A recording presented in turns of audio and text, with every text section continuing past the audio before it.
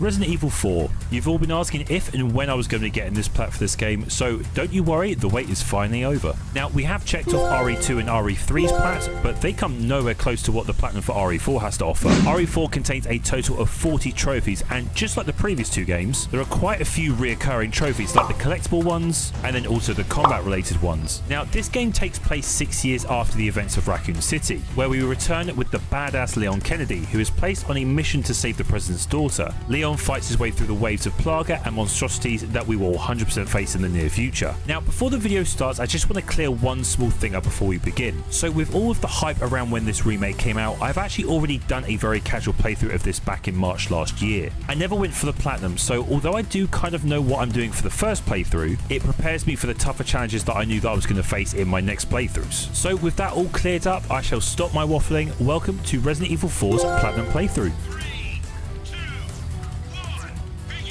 The game starts off with this creepy looking ritual as we see a poor helpless woman get her blood spilled with one clean slice through her neck. You know, your typical intro into any Resident Evil game. We then listen to Leon as he recaps of the happenings from Resident Evil 2, which we find out that he is asked to be part of some top secret government program since he promises that this time things will not repeat themselves like before. Well, just like any RE game, we know that isn't going to be the case. We fade into Leon being escorted by these two cops, since we have been assigned a mission to rescue the president's daughter, which somehow she's been kidnapped and taken to Spain. So unlike the last game, this time we are playing on different soil. They talk about how people tend to go missing quite commonly in these parts, so surely we're protected by these cops, right? No.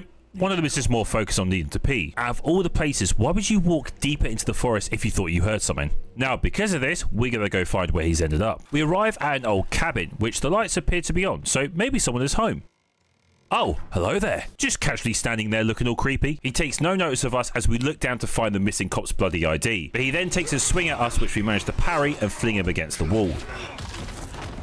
We explore deeper into a basement, finding all sorts of weird shit that I definitely wouldn't want in my basement, including Mario. Oh, there he is, laying cold on the floor with a knife slash across his neck. Maybe that's a similar thing like we saw in the girl at the start of the game.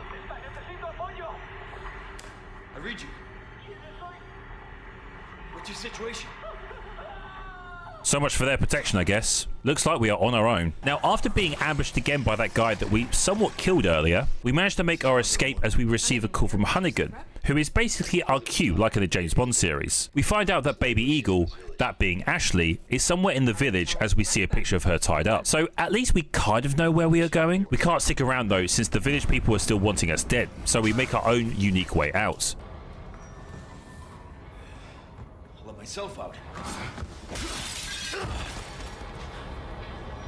Now, that escape was worth it since we run into a couple of the nearby neighbours who try to stop us. But by blocking his attack, we get our first trophy of the game, that being Knife Basics. So just like that, nice and easy, we are on the board. Progressing on, we arrive at a nearby village where it looks like someone has got an impressive looking campfire going. Ooh, maybe they have some spare s'mores for me. No, just our other cop buddy being burnt to a crisp.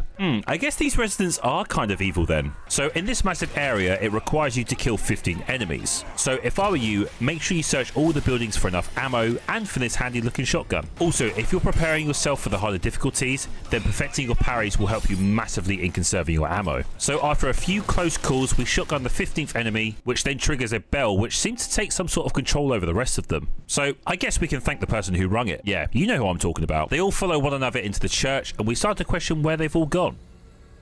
Where's everyone going? Bingo? Hey, I'd be down for some bingo. Sadly, our invite was lost, so we got to continue on. Now, throughout the game, you'll come across these little figurines called Clockwork Castellans, which, just like the collectibles in RE2 and RE3, shooting the first one will give you the Revolt Against the Revolting trophy. We make our way into this shack where we find this guy boarding up a basement door. Let's give him a hand, shall we? And by hand, I mean 2 bullets to the head and 1 roundhouse kick to finish him off. We find this very suspicious looking bag which appears to be moving. Oh, it's just some random dude. That hurts, you know? It seemed like you really wanted to talk. He asks us to untie him before being snuck up on by this 10-foot monster. Yeah, stop right there.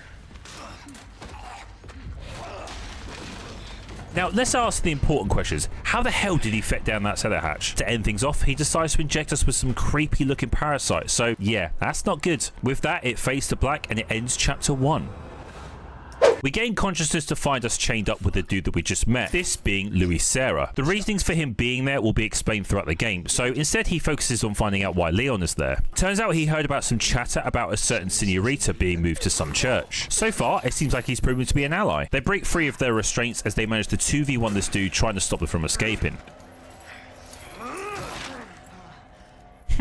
Unlike in this partnership, we do notice though that our belongings have been taken, so we navigate this abandoned factory, taking out a couple of the villagers along the way. Unfortunately though, I discovered my biggest weakness in this game. Come on, the developers knew exactly what they were doing with that bear trap placement. Crafty bastards. We eventually find our belongings and make haste to finding this church. Fortunately though, we bump into another friendly face, that being the merchant. As the name implies, this is where you can buy various weapons, attachments, and items to help us along our journey. He also allows us to upgrade our weapons, so now we won't need to worry about missing any chances of making our weapons stronger. Along with that, you are also able to sell anything that you pick up along the way, like jewels that could be fitted into any treasure that you found for some sweet pesetas. Lastly, throughout the game, you'll find these blue contracts, which upon completing them, you can cash them into the merchant for some spinels, however you say them, giving you exclusive upgrades that you wouldn't be able to buy with normal currency. So yeah, he is a pretty sick dude. But on top of all of that, he also has 2 trophies for us. So along the way, we managed to turn in one of his contracts, which gives us the "Nice one, stranger" trophy. Yep, that was my best attempt at that. Then for upgrading the durability on my knife, I got the "My Preferred Piece" trophy. We tried to continue on, but find that the gate is blocking us. So we need to go find some sort of hexagonal piece to allow us through. Now, this next area can be very annoying if you don't know the best path through it, since it constantly throws enemies at you, so try your best to not focus on killing everyone.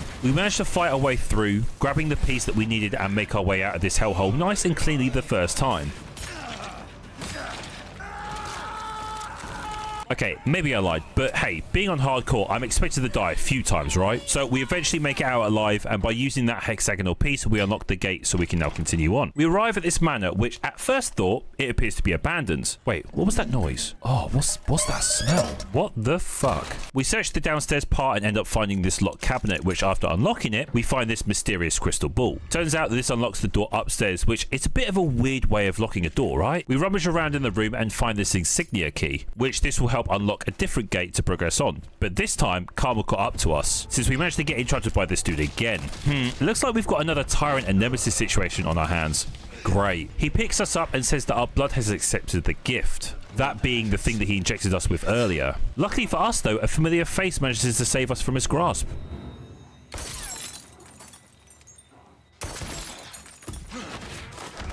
Well, we don't really see her face, but hey, I noticed that red outfit anywhere. Not like I was looking or anything. He picks up his hat and proceeds to track her down, leaving us to continue on with our mission. And with that, ending chapter 2. Gift?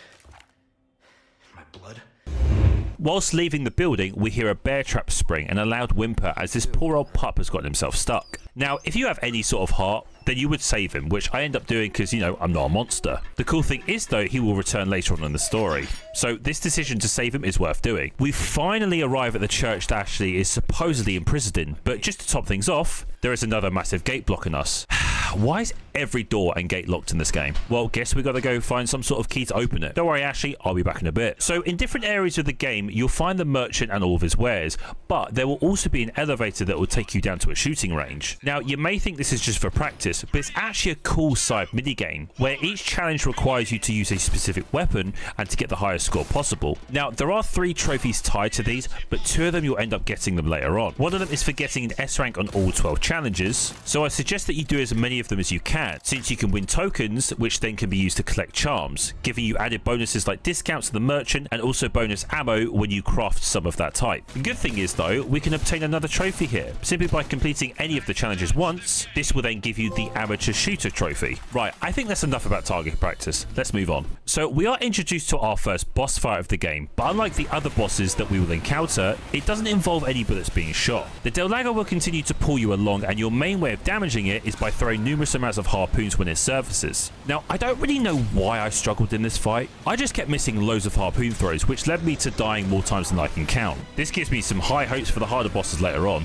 In the end though, I do manage to best this beast, and with that unlocking the Harpoon Hurler trophy. Right, I'm glad that nightmare is over. We can't celebrate just yet though, since Leon starts to cough up some blood, not realizing what the parasite is doing to him since he was unconscious when he got infected. He collapses, luckily landing in the boat and not falling off the edge, and thus ending chapter 3. We reached the dock to receive another call from Hunnigan to find out that we were knocked out for 3 hours. Damn, that must have been one bad nightmare. Brushing off what just happened, we come to some sort of shrine, which we actually recognize the seal that's needed for the gate that's blocking the church entrance. But now we've got to find 2 head statues to gain access to it. It's never a simple task, is it? But with the boat having fuel, we are now able to free roam in this massive area, getting any treasures that we may have missed, and then clearing up any merchant contracts that still need to be completed. Whilst exploring, we do come across the first statue, which after figuring out this puzzle, where there are 3 different symbols painted on some nearby walls, we unlock the door and grab it with ease. We then fight our way through the next wave of enemies, blocking our path to the second head statue, which we narrowly survive, inserting the 3 symbol code and snatching the statue before any more show up. Awesome, now we can head back and grab that church insignia key that will allow us to access the church to Ashley. Perhaps with our luck, we'll be able to run all the way back without any problems.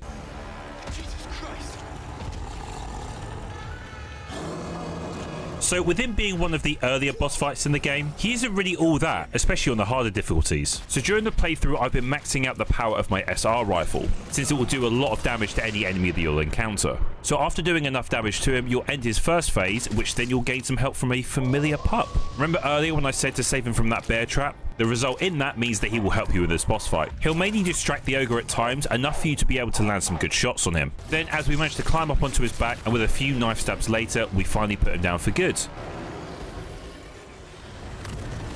Oh, also before you leave, don't forget to thank the pup. He did good. Thanks, bud.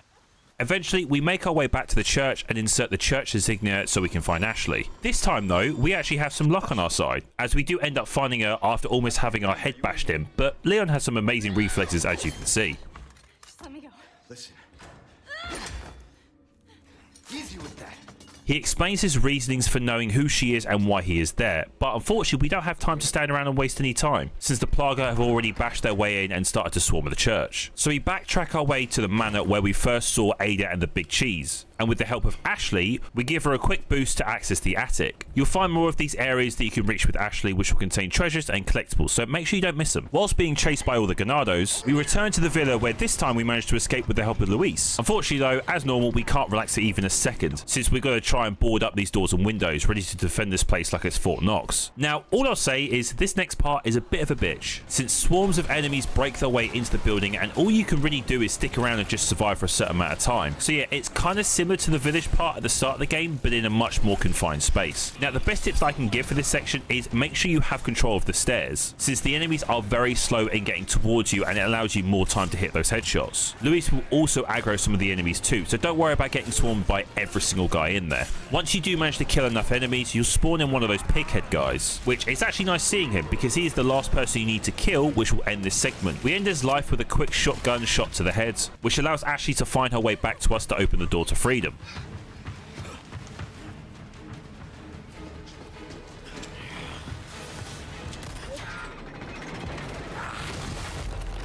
So we managed to catch our breath for a second, but then suddenly Ashley starts coughing up blood. Turns out to be the result of a certain parasite. Now, Luis seems to know a lot about this Plaga, since he tells us that this is just the early stage symptoms that she is experiencing, which, as you guess, it can only get worse from here. Luckily for us though, Luis knows a way of removing the parasite since he has already gone through this process, as he shows us a surgical scar on his chest. So chapter 6 starts with Luis meeting up with our favourite hero slash villain, that being Ada. Yeah, I'm still unsure on what side she is, but let's just go with it for now. Turns out that she is looking for something called the Amber, and the reason why Luis is involved in this is apparently he hid it somewhere before he ended up getting caught earlier by the Big Cheese. She mentions the deal that they have where she will help him escape the island if he brings it to her, but since he is helping out Leon and Ashley at the moment, I guess he's kind of using us and looking for us to help him achieve that goal. So remember the whole premise of this video? You know, the trophy part? I feel like we haven't really had a trophy pop in a while, so let's change that. As we progress onwards with Ashley, she manages to get herself grabbed by an enemy, but if you end up shooting them enough, he'll then drop her and it will give you the talk about near-death experience trophy. So with all this mayhem happening, you just hope and wish for things to calm down a bit.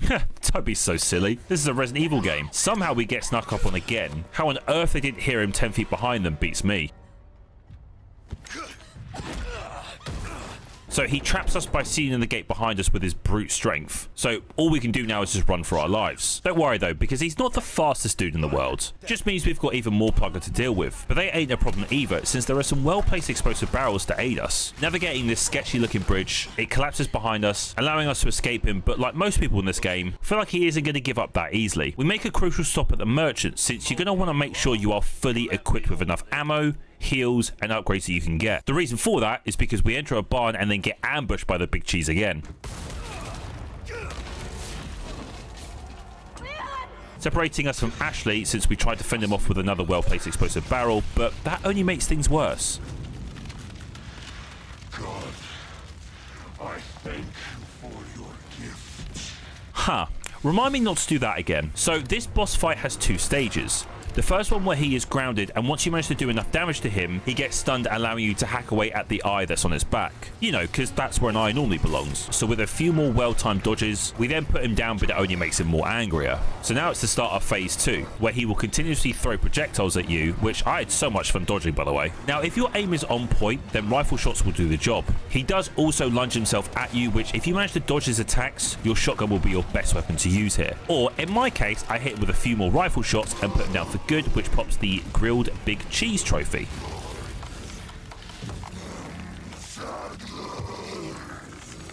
It was a challenging fight, but we got it done. Now don't forget to pick up his glass eye that pops out, since you can actually sell that later. We then arrive at this massive castle, since it's the only route for us to take. So after walking across the bridge, it starts to raise itself, blocking us from going back, so I guess we got to go with it. That then ends the village part of the game, and also with that, chapter 6. We're introduced to our next big boss that we will have to face later. Meet Ramon. Huh, doesn't look like much of a threat. I'm focusing more on his 2 bodyguards that he has behind him. He asks us to hand over Ashley, which of course we say no to him. Yeah, fat chance, Ramon. The girl's just fine. With me. He seems pretty content with our response, as he wishes us a happy death and leaves us to fend off his forces that start to surround us. Don't worry though, we make quick work of them and proceed on. We search around the surrounding area, grabbing any treasures and pesetas that we may have missed, then taking a slight detour down into a dungeon looking area, since the main way is blocked for us. Now this area just screams all sorts of creepy and eeriness, with lots of blood on the walls and all of these torture traps left laying around, some of them still occupied by dead corpses. Pressing deeper into this hellhole, we find a body propped up in a dead end, which we managed to loot a dungeon key from him, so maybe we can move on now.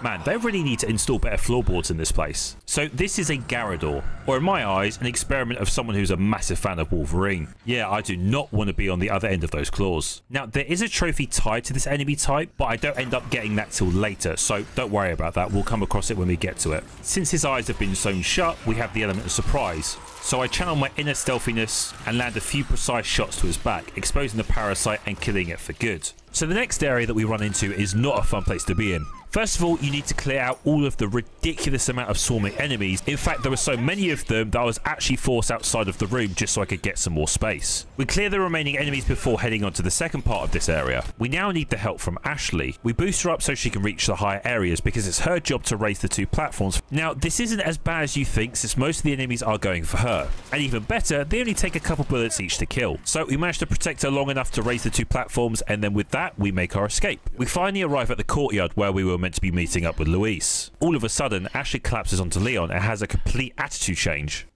Instead of worrying about her, worry about your own skin. Grabbing Leon's knife and lunging it towards him. But, of course, he catches it with his bare hand. You know, because Leon just doesn't fear pain. Looks like the parasite is controlling her as she holds the knife to her throat before separating herself from Leon. Taking back control of her body, she scares herself and runs off, so it looks like we gotta go find her again. Don't worry though, since we actually run into an old friend again. Well, I wouldn't say friend. You can stop right there, Leon. Man, I don't really know what relationship these guys have nowadays. Just make up your minds already. To be honest, it has been 6 years since they last met, and by the looks of it, all that training for Leon has paid off, since he can now go toe-to-toe with Ada. We ask Ada who she is working for this time, but come on, we all know her. She doesn't work in Tel. Oh, Leon. Ada advises us to leave Ashley since she's a lost cause, knowing about the parasite inside of her, but hey, we have a mission to do, and not even Ada's aura will sway us from it. She states that we will meet again later as she dips out of the window. We fight our way through some more of the zealots before coming up to this happy fellow. Great, is big, and angry, and on top of all of that, is suited up with armor, so bullets aren't going to help us here. He starts yeeting boulders at us, which we need to duck behind cover in order to not be crushed by the rubble. Now, I had no trouble with this, but for some reason, I still died to these stupid shits like these guys. Thanks. I really wanted to redo that entire section again. After fighting our way past them on my second attempt, we managed to reach a cannon, and you just know what's going to happen next. But more importantly, I also killed a zealot with the cannon too, and that ended up giving me the overkill trophy. So that's a win-win in my books. We blast the cannon for a third and final time, taking out the wooden gate opening the way onwards. But as we reach it, the ogre ambushes us with a last-ditch attempt, but we are quick enough to slide away from his reach. Surely after all of that, we have some good luck go our way. Oh, hey Ashley. Turns out she didn't get herself captured again. She is, however, still spooked with what happened earlier. But Leon tells her that he is also infected and that there will be a team and fight this thing together. This gives her the confidence that she needs, so after a well-needed breather, she agrees to keep going, and with that ends chapter 8. We then enter into the Grand Hall, where our next visit to the merchant contains the second shooting range, so make sure you complete the next 3 challenges that the game gives you. Now, our next goal is finding the 3 animal heads that will fit into the statue, and good thing for us, there are 3 different puzzle paths for each one. The first one we take is for the lion head, where after dropping into this suspicious open-looking room, we find the lion head just like that. Unfortunately, that triggers these suits of armors to come alive. Fantastic.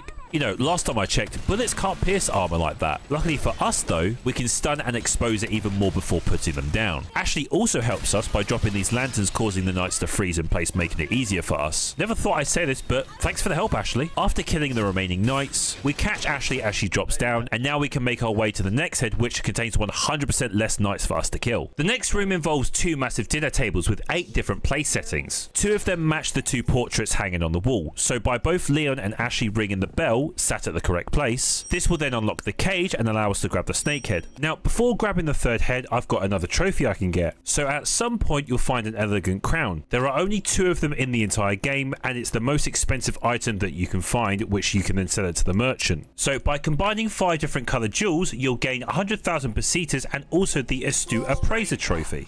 Returning back to the Grand Hall, we head to the area that has the goat head, and it's a bit of a trickier challenge in this area. With the head only being a few feet away, we get trapped as the platform starts to lower, forcing us to fight our way back up to the lever to raise it again. Now, although the game does throw a ton of enemies at you, your main focus is this red cloaked guy. In the end, we do manage to raise the platform to reach and grab the goat head. Great, now we can actually finally make some progress. So we slot all 3 heads into the statue, but unfortunately, get trapped and separated again from Ashley. Trying to defend her, Leon orders her to run and save herself. So just like in RE2, Leon isn't the only character that you play as, since now we get to play as Ashley. Obviously she isn't trained to use weaponry like Leon is, so the only equipment that she has to use is this lantern. This can be used to maneuver our way past all of the Plaga Knights, since it freezes them in place for a certain amount of time. Now, just a quick side note during this section. Now, if you are trying to go for the trophy by getting all the treasures in the castle, then make sure that you grab every single one in her segment. You'll find a set of keys that will unlock certain chests which have treasure inside,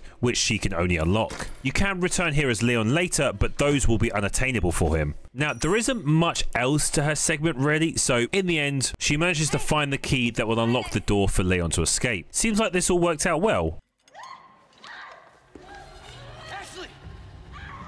What is it with these huge creatures being able to sneak up on everyone? So it looks like Leon is by himself. We cut over to Ada as she gets a call from her mysterious employer, questioning her about her mission of retrieving the amber. She mentions that she doesn't have it yet, but is pretty confident that her little helper will be handy. She does, however, see Ashley being taken away, so she calls Leon and mentions about some commotion happening in the throne room. So I guess that's where we must go. Before that though, we take a quick stop at the merchant, and this time we are pulling out all of the stops. So every weapon will have its normal upgrades, but they also have one special upgrade that can be bought with a lot of pesetas, or in my case by using this exclusive upgrade ticket, which can only be used by the spindles that you get through the merchant contracts. So I decided to use that on my blacktail, which actually doubles the damage of it, but it also pops the trophy a masterpiece. Getting back on track with the story, we end up reaching the throne room to find Ashley not in a good way. Leon tries to help, but it ends up getting crushed by Ramon's bodyguard, so all he can do is watch. She gets force-fed some sort of black liquid that appears to be speeding her parasite infection.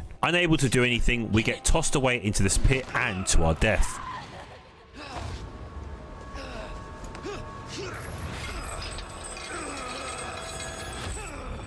Good thing this guy was here to take the fall for us. Stuck in the depths below, we now need to find a new way of reaching the surface before even worse things happen to Ashley. So if you've been playing this yourself, you may have seen a tasty looking rocket launcher up for sale, but it doesn't come cheap. As I said at the start, since I have done a casual playthrough of this already, I prepared myself for what's to come, since there is also another trophy up for grabs too, so I purchased it. In the next area, we come up to an elevator that sadly hasn't got any power, so we got to go find a switch for it, but we are not alone, as we get a first-person view through the eyes of some creature that is stalking us through the vents. This freaks me the F out. After dodging a few close calls by this tentacle-looking object, this is Verdugo, the one in the black cloak who was by Ramon's side when we first met him. See why I bought the rocket launcher?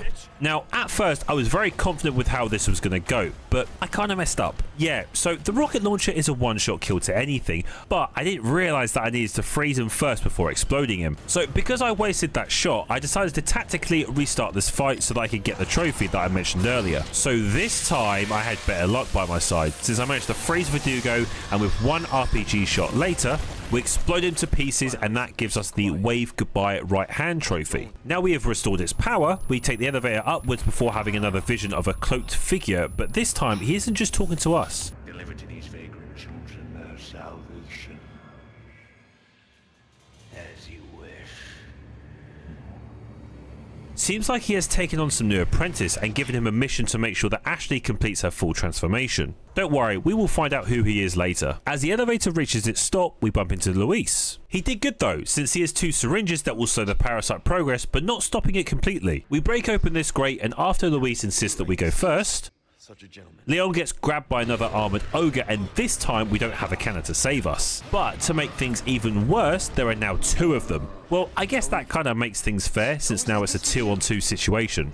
Now, you fight the unarmoured ogre the same way that you fought the first one, putting him down, but it ain't no victory just yet. Still got this big armoured bitch to deal with. Luckily for us though, Luis has a plan. Since he has no weak points, we must create one for ourselves. With some handy dynamite, of course, which Luis manages to plant on the back of him. Not gonna lie, I don't know how he knew where to find dynamite. We explode it and stun him long enough to pull a lever, activating a trapdoor below him. Hopefully he doesn't pull a nemesis on me though, then I'd be screws. So after all of that stress, I guess now we can sit down and put our feet up, since we arrive at an abandoned minecart, and you know exactly where this is going. So this minecart sequence is split up into 2 parts, where you have to make sure you don't tilt the minecart by leaning it in the opposite direction. And of course we aren't the only ones having fun minecart rides. We do get a red 9 pistol with infinite ammo though, so don't worry too much about missing any shots. Now there is a trophy tied to this where you need to complete the entire sequence without having your cart take damage. Now, as long as you're aware of any obstacles that may be blocking your path, then you should be okay with this. But my main problem was this idiot. He just wouldn't stop smacking my car. Now, this did take me a few times to try and get past him, but in the end, I did manage to, and this gave us the Hope You Like Thrill Rides trophy. We come to the end of the track as the cart goes flying, with Leon and Luis making a heroic and overdramatic jump to safety. We finally make our way back up to another elevator to take us to safety. So, during this elevator ride, Leon pries to know what's in it for Luis by helping them, which he does honestly answer, and that he says that he was working for a cult called Los Illuminados. But deep down, he just doesn't want anyone else to get hurt. It's such a nice bromance these guys are starting to form. Would really suck for anything bad to happen. Made it all this way. You know it means we're almost... Almost what?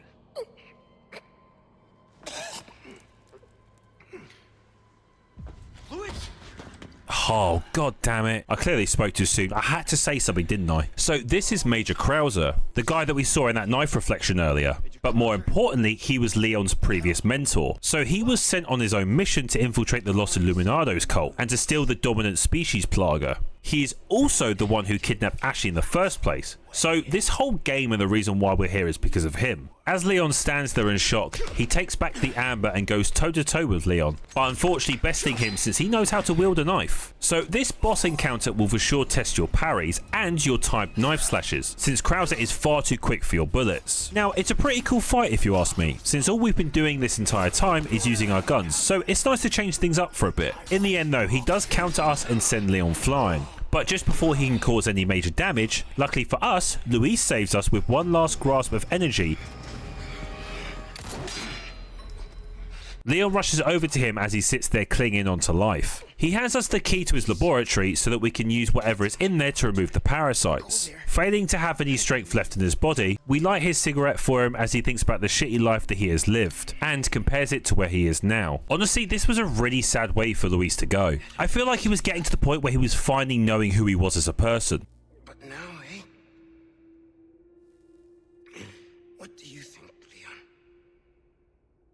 People can change, right?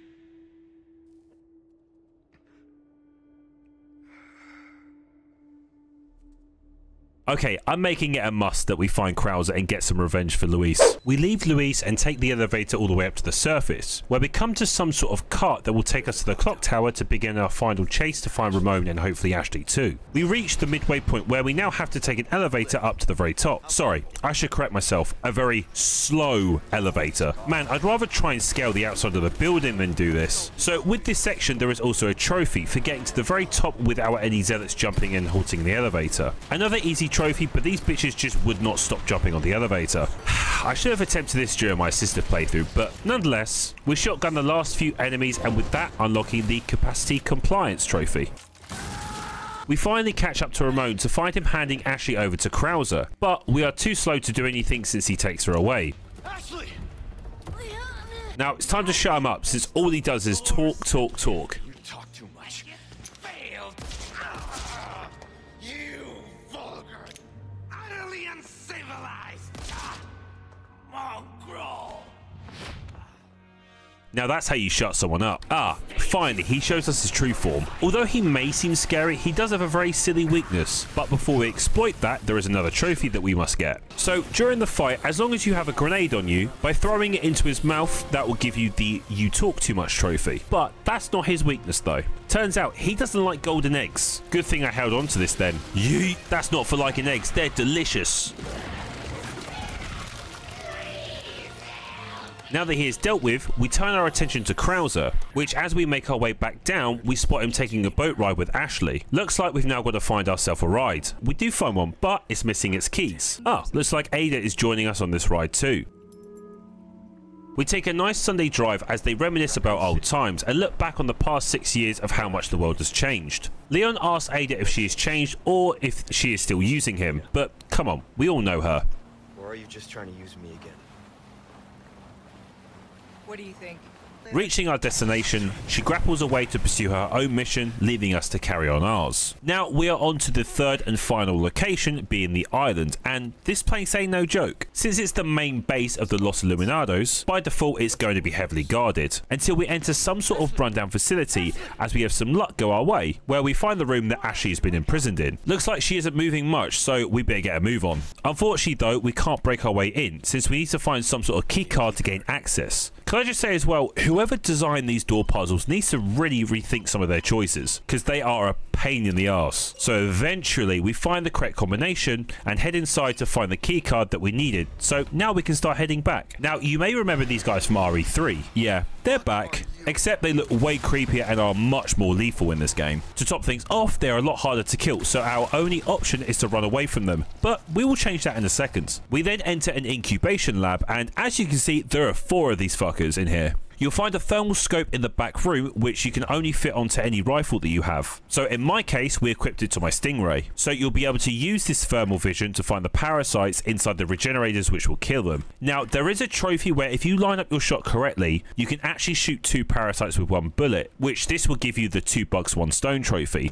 Annoyingly, part of this recording corrupted, so I can't show you the trophy popping it, but as you can see in my list, that's how I got it. Along with the parasites, one of them will have a wrench inside of them. Then we grab the wrench so we can open up the console and update our keycard, thus getting the hell out before any more show up. We return back to Ashley and unlock the cell that she is locked in. We then inject her with the medicine upon realizing that Leon's medicine is starting to wear off, so we rest and wait for her to wake. After a little bit of time, she eventually wakes up and thanks us for helping her. Unfortunately, we tell her the bad news and the happenings of Luis, since they wouldn't be here if it wasn't for him. They get themselves together and agree to end this whole thing. Let's get rid of these things. For Luis.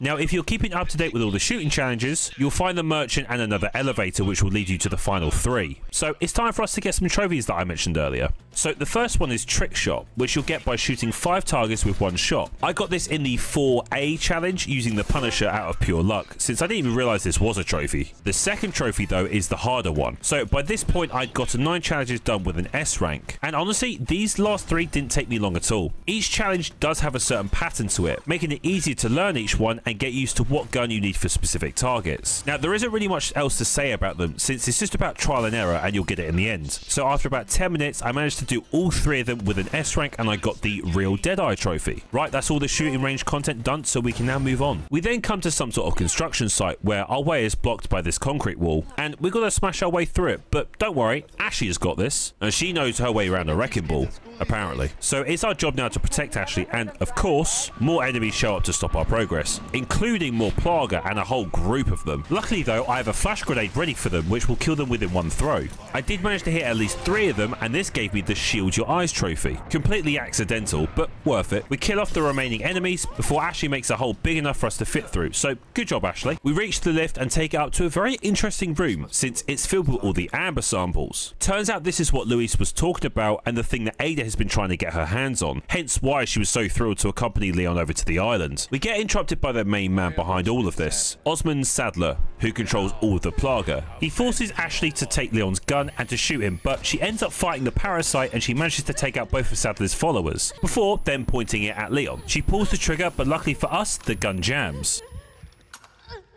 Sadler rambles on about Ashley letting go and giving into the parasite before leaving with her, and with that, leaving Leon to have control over his body again. Moving on, we end up finding a tent with a bunch of dog tags, a picture of Leon which says the words "I'm waiting," and a voice recording from Krauser saying it's time for them to end this, so I guess he is ready for us. Bad thing for him though is that he doesn't know what we have in store for him. We visit the merchant once more to see that he has another RPG up for purchase, so without a second thought, we buy it. You know, just in case. We come face to face with Krauser again, where he makes it obvious that we won't be able to save anyone, including Ashley. Now, Leon thinks that he has done this all out of revenge, since the last mission that his squad went out on ended up with all of them being killed, but all he wants is power. You know, like any typical villain wants. That's enough though, since the time for talking is finished. You know you were always an asshole.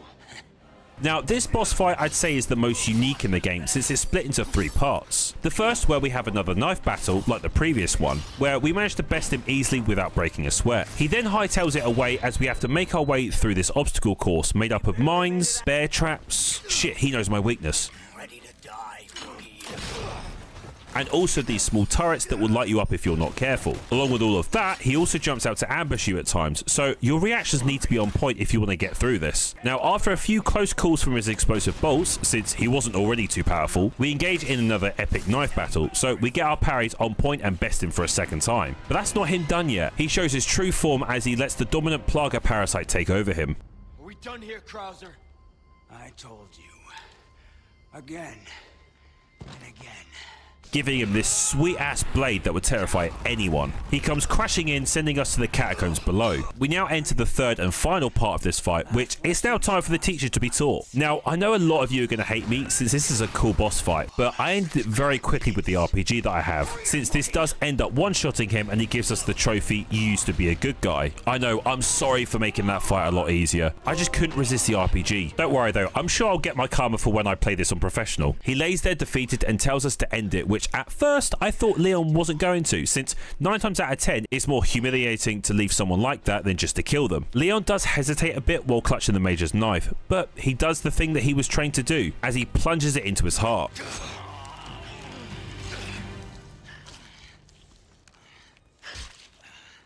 I dreamed well. Leon. Just like that, Krauser is defeated and now it's just Sadler left. We eventually make it into some sort of weird looking altar where we find Ashley, but before we can even do anything, Sadler shows up again and takes control once more. He starts to begin and speed up the transformation and it's looking like this is the end for Leon. But you know who has fantastic timing though?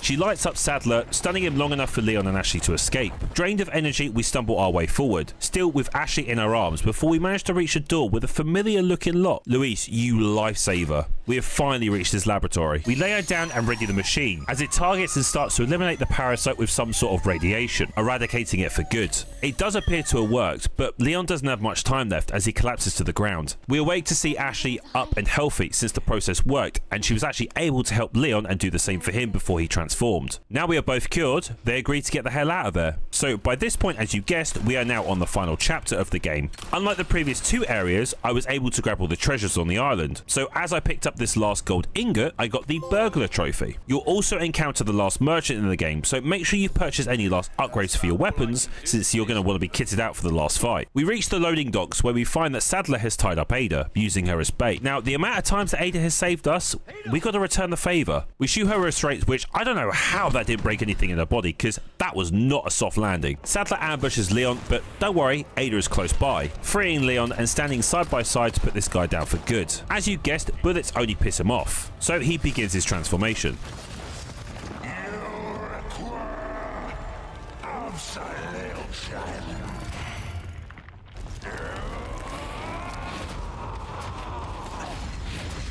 This boss fight is quite a simple fight though, since once you've put enough bullets into his knee eyes, what is it with these guys having eyes in weird places? You stun him long enough to load more bullets into him. After doing enough damage, he does jump away to regroup, as he spawns a whole swarm of bugs in to distract us, and with a few shotgun shots later, we managed to defeat him. Well, his first phase that is. Turns out he is a lot bigger than we thought. Situated on this very small platform, we load more bullets into him while dodging his attacks. Now I cut this as close as I could get, since after hitting him with my very last pistol bullet, Ada shows up with another special present for us, just like she did in RE2. We aim the RPG and pull the trigger as it connects with Sadler, exposing him for Leon to end this once and for all, then popping the Your Small Time trophy. I'll give you a holy body.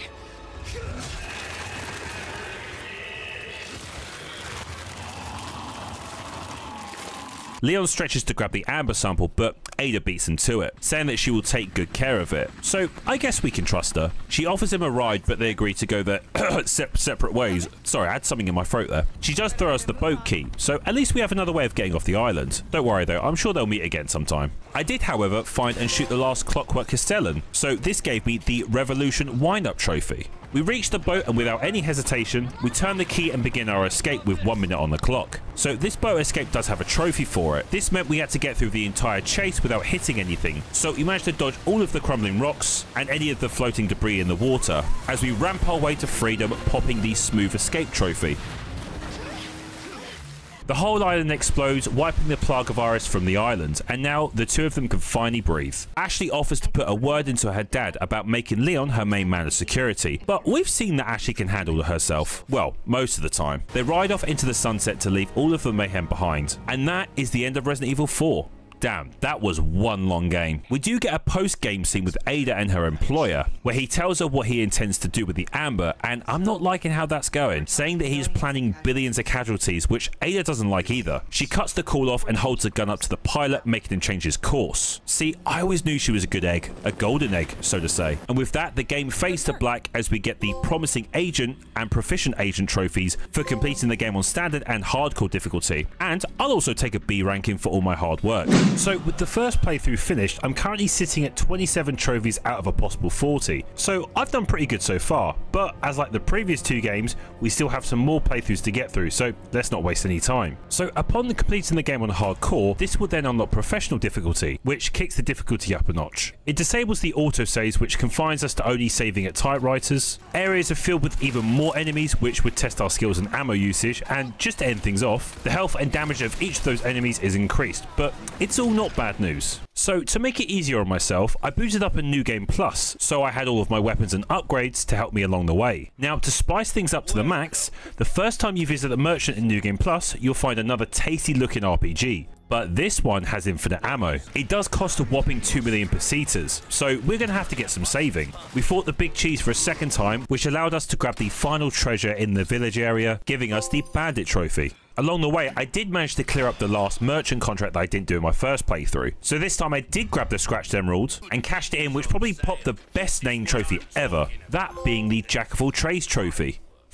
To end things off, just before the Wrecking Ball section, I managed to save up enough money to purchase that sweet RPG, which made the rest of my run an easy journey. Just like that, we were on to the final chapter and we took down Sadler for a second time. Escaping the island with mere seconds to spare, we finished my professional run obtaining the Peerless Agent trophy. Now, you may think that's all the difficulty trophy's done with. Sad to say, that isn't the case. I went ahead and loaded up a fresh new game on assisted difficulty, since I was going after the Frugalist trophy for completing the game without using a recovery item, and also the Minimalist trophy for completing it using only knives and handguns. Along the way though, I also grabbed another 2 trophies. The first for killing a Garrador using only my knife, which gave me the Never Heard It Coming trophy. Then the second one for finally grabbing all of the treasures in the castle, this time not missing any, thus popping the Raider trophy. Right, that's all the collectibles done now, thank God. Apart from those, that's pretty much it for the assisted playthrough. So we escape the island once more, exploding it to pieces, which ends the game and actually pops the trophy Sprinter for completing the game in under 8 hours. Then the Frugalist and Minimalist trophies that I mentioned earlier. Then, because I had to use the merchant to improve my knives and handguns for that last run, I loaded up a second New Game Plus on the save that I had my Infinite RPG. Got through the game for a 4th time without talking to the merchant, and that gave me the Silent Stranger trophy. Then for the next trophy,